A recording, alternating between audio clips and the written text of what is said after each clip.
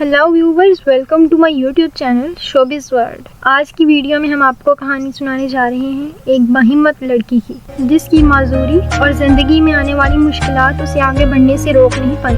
آج وہ دنیا کے لیے ایک مثال ہے۔ کسی نے کیا خوب کہا ہے کہ پرندہ جب اڑنے کی ٹھان لے تو ہوا کو رستہ دینا ہی پڑتا ہے، اور جب اس لڑکی نے اڑنے کی ٹھان لی تو اپنے لیے پے در پے رستے بناتی چلی گئی۔ اور یہ کہانی ہے ایک لڑکی کی جو کہ بلوچی قدامت پسند فیملی سے تعلق رکھتی تھی، جہاں بیٹیاں اپنے والدین کو انکار نہیں کر سکتی۔ اس کے والدین اس کی شادی کرنا چاہتے تھے۔ اس نے بس اتنا کہا کہ اگر آپ کی خوشی اسی میں ہے تو ٹھیک ہے۔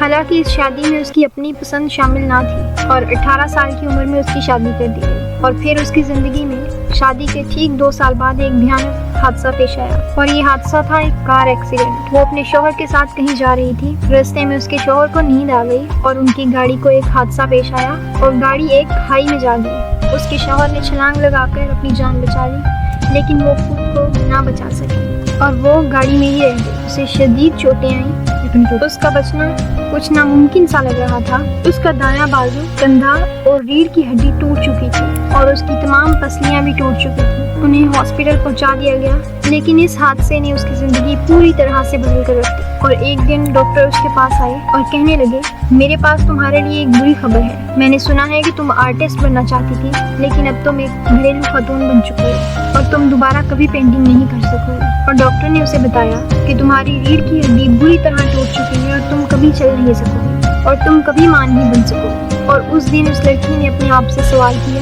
کہ آخر میں زندہ ہی کیوں ہوں۔ پھر ایک دن اس نے اپنے بھائی کو کہا کہ میں اس طرح ہسپتال کی سفید چھت کو دیکھ دیکھ کر تھک چکی ہوں، مجھے میرا کینوس اور پینٹنگ کے کلرز لا دیں، میں پینٹنگ کرنا چاہتی ہوں۔ اور اس طرح اس نے اپنی پہلی پینٹنگ بستر مرگ پر بنائی۔ بہت ہی حیران کن بات تھی کہ اس نے بنا ایک لفظ بھی کہے اپنے دل کی آواز کو پینٹ کر دیا۔ لوگ اس سے ملنے آتے تو اس کی پینٹنگز کو دیکھتے اور کہتے کیا خوبصورت پینٹنگ ہے، بہت ہی رنگین ہے، لیکن اس پینٹنگ کے پیچھے چھپا اس کا درد کوئی محسوس نہیں کر سکتا۔ اور پھر تب اس نے فیصلہ کیا کہ اسے اپنے آپ کے لیے جینا ہے۔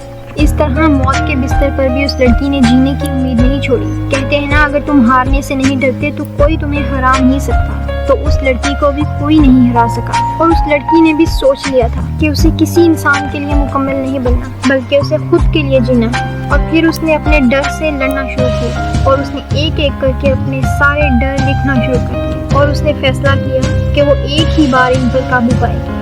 لیکن آپ جانتے ہیں اس کا سب سے بڑا خوف کیا تھا؟ اس کا سب سے بڑا ڈر تھا طلاق، کیونکہ اس کے ہسبینڈ نے اس حادثے کے بعد اس کی معذوری کی وجہ سے اسے چھوڑ دیا تھا، اور اس نے اپنے آپ کو جذباتی طور پر مضبوط بنا لیا۔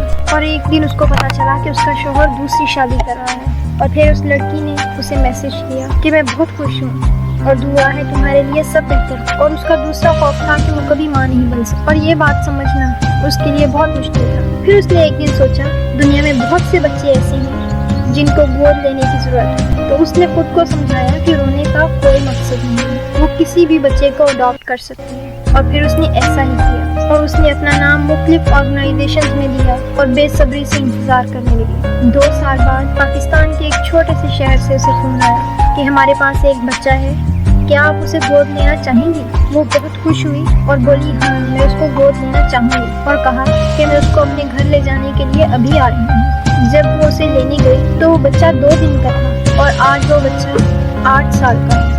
اب وہ خود بھی کافی حد تک صحت یاب ہو چکی تھی، لیکن وہ مکمل طور پر پیرالائزڈ ہو اور ویل چیئر پر آ چکی۔ آپ جانتے ہیں جب آپ ویل چیئر پر آتے ہیں تو یہ بہت ہی درد مند چیز ہوتی ہے، کیونکہ وہ سمجھنا شروع کر دیتے ہیں کہ دوسرے لوگ اس چیز کو قبول نہیں کر پائیں گے، کیونکہ وہ مکمل لوگوں کی دنیا میں مکمل نہیں ہے۔ تو اس نے ہمت کی اور لوگوں میں جانے کا فیصلہ کیا، دنیا کا سامنا کرنے کا فیصلہ کیا، اور اس نے ایک مرتبہ پھر پینٹنگ شروع کر دی، بہت سی ماڈلنگ کیمپینز کی، اور پھر ایک دن وہ پاکستان نیشنل ٹیلی ویژن کی اینکر بن گئی۔ اور پھر اس کے بعد یونائٹڈ نیشنز میں پاکستان کی خواتین کی تنظیم کی سفیر بنی، اور اس نے پاکستانی خواتین اور بچوں کے حقوق کے لیے آواز بلند کی، اور 2015 میں BBC کی 100 خواتین میں شامل ہوئی۔ جب آپ اپنے آپ کو خود قبول کر لیتے ہو جیسے بھی ہو، تو دنیا بھی آپ کو تسلیم کر لیتی ہے۔